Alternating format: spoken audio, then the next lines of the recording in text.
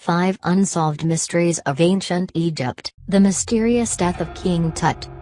King Tutankhamun was only 19 years old when he died, and nobody knows for sure what happened.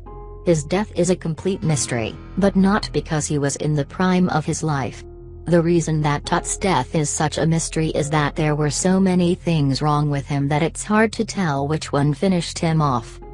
King Tut was in terrible health.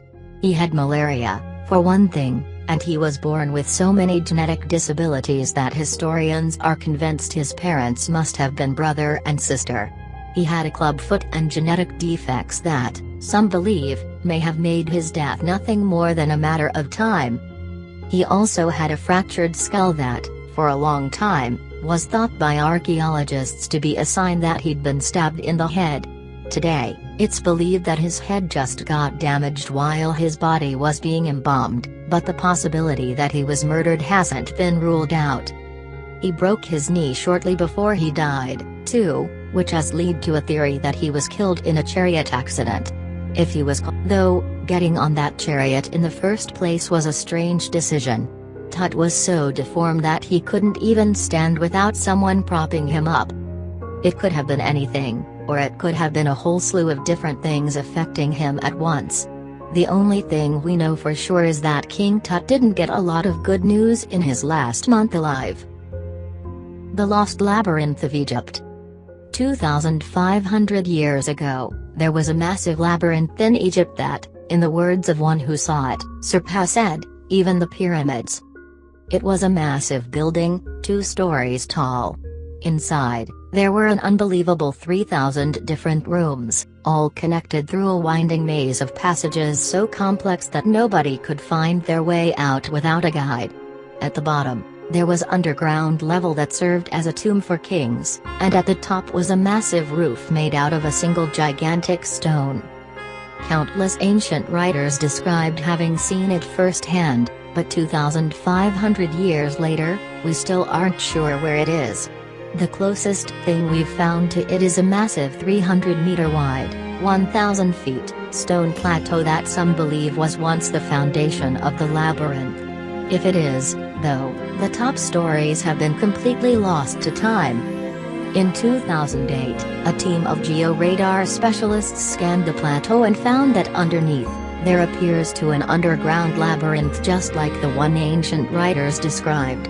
As of yet, though, nobody has ever excavated it or stepped inside.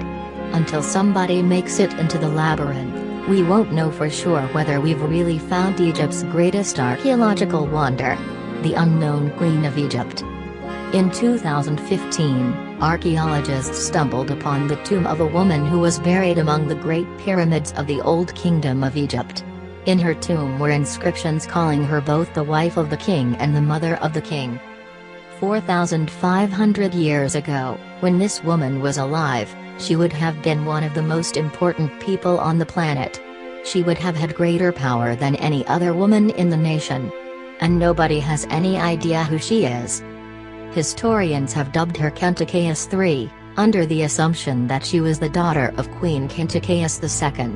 They believe she may have been the wife of Pharaoh Nefertiti and the mother of Pharaoh Menkaure, but they don't really know. They're just guessing.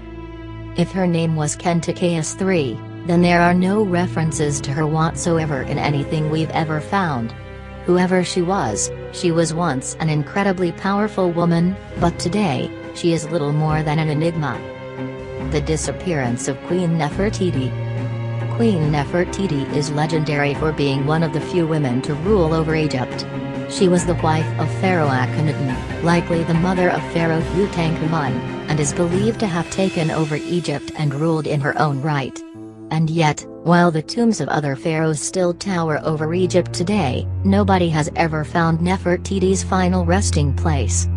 The search for her tomb has gone on for years. Up until 2018, archaeologists were almost convinced that they'd found her burial place in a secret chamber hidden in King Tut's tomb. In May, though, they meticulously scanned the wall and found that there was nothing there. Curiously, there's no mention of her death in Egyptian history, either. After about the 12th year of her husband Akhenaten's reign, all mention of her stops altogether.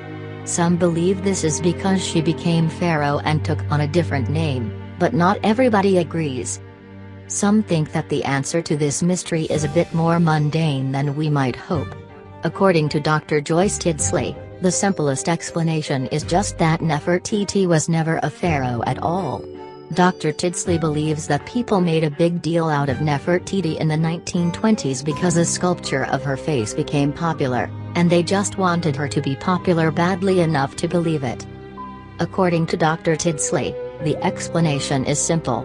We don't know what happened to Nefertiti because she just wasn't that important of a person. The Dentra Light. On the wall of a temple in Dentra, Egypt, there is a massive relief showing a very strange image. It shows, according to the usual interpretation, a snake in a big ball of fire flying out of a lotus flower while being held up by a pillar with human arms. It's a weird picture, but not just because the pillar has arms. It just happens to look exactly like a model of a Crookes tube, a type of early light bulb invented in the 19th century. In fact, it looks so much like a light bulb that some people think it just might be a diagram showing how to make one. Admittedly, that's the kind of theory you usually hear proposed by tall-haired madmen on the History Channel, but they have some merely convincing arguments. The room that shows the Dentra light is the only room in the whole temple that didn't have fire-burning lamps. Archaeologists have found residue that shows Egyptians burned lamps in every other part of the building except for this one. So if they didn't have an early version of a light bulb stored in here, how did they see anything? And if the room was pitch black, why did they bother putting such an intricate image on the wall?